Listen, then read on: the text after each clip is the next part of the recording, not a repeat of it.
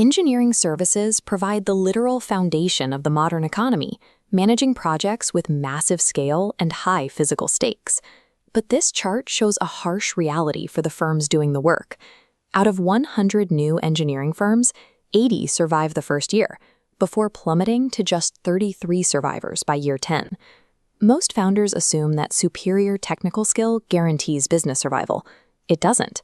Engineering firm failures are almost always operational, with structural errors playing a secondary role in bankruptcy. Public sector projects routinely drag out payment cycles to 60 or 90 days. In the background, delayed timesheets and unbilled scope revisions quietly drain the working capital required to make payroll. Taking on a higher volume of projects under these conditions does not save the firm. It simply accelerates the cash bleed. To avoid this, founders have to make a psychological pivot. You have to stop acting solely as a project expert and become a system steward. Surviving the decade requires engineering your firm's financial and operational workflows with the exact same mathematical rigor you apply to physical structures. Let's look at two hypothetical firms that actually survive to the 10-year mark. On paper, they share an identical baseline. Both are median-sized operations with 45 employees and highly capable technical talent. This comparative bar chart shows a massive valuation gap. Firm A is valued at only 1 times its EBITDA, while Firm B commands a 5x valuation multiple. Top-tier firms like Firm B reach that multiple by routinely achieving and sustaining profit margins of 15 to 20% year over year. Operational architecture rather than technical blueprinting drives this value gap between the two organizations. Reaching a 20% EBITDA margin requires mastering 3 specific mechanisms: strict financial physics, tight regulatory bottlenecks, and specialized technology. High-margin engineering firms do not guess on pricing. They operate on strict financial physics. This formula visualizes the most critical financial metric for professional services, the labor multiplier, calculated by dividing net revenue by direct labor. The industry standard target to ensure profitability sits cleanly between 2.8 and 3.5. In practice, if your direct labor cost on a project is $10,000 and you apply a 3.2 multiplier, your fee must be $32,000 just to cover overhead, insurance, and profit. But you can only defend that multiplier if you optimize a second key metric, utilization rate. This is the percentage of total available hours actually billed to projects. For technical staff, that threshold has to stay between 70 and 85%. Drop your price below the break-even multiplier, and you instantly destroy cash flow, even if your team is working at full capacity. To maintain these high multipliers, top firms adopt a specific structural model known as a spiky org. This chart visualizes that spiky org model. These firms shift their focus away from high-volume, low-margin design documents and spike their expertise in high-value niches, like project oversight, that command premium rates. High profitability becomes a mathematical certainty only when a firm rigorously protects its labor multiplier and refuses low-margin distractions. The financial math is only half the equation. The reality is that engineering operates under unique, uncompromising regulatory constraints.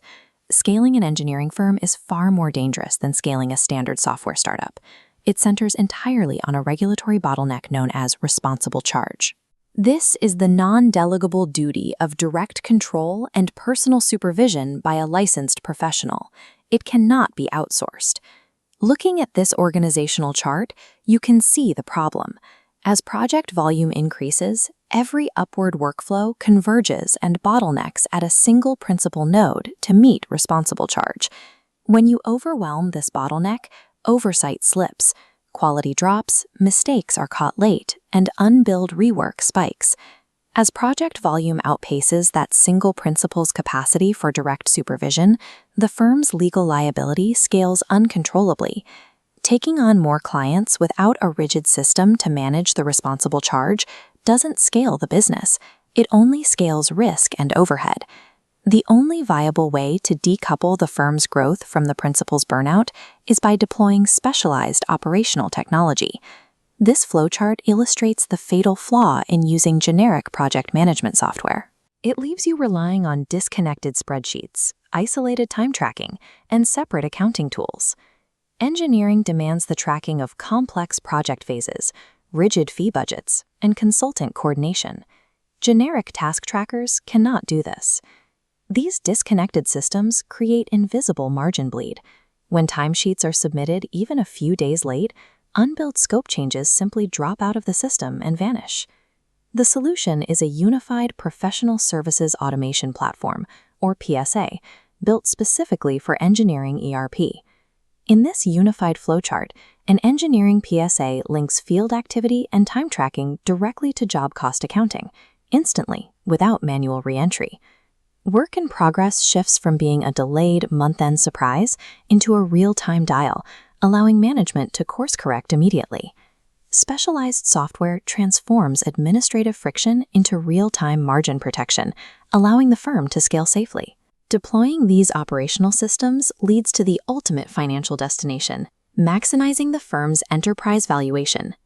This scale highlights the largest destroyer of firm value, owner dependency. Relying on a founder's personal connections severely penalizes the market multiple. Unified PSA systems transfer that value out of the owner's head and into the firm's institutional memory. To reach a premium valuation, you start by adopting niche positioning to build a spiky org. Next, you relentlessly enforce a labor multiplier of 3.0 or higher. Finally, you deploy a unified, real-time PSA tracking system to manage it all. Building a firm that functions profitably without the founder represents the ultimate achievement in the world of engineering entrepreneurship.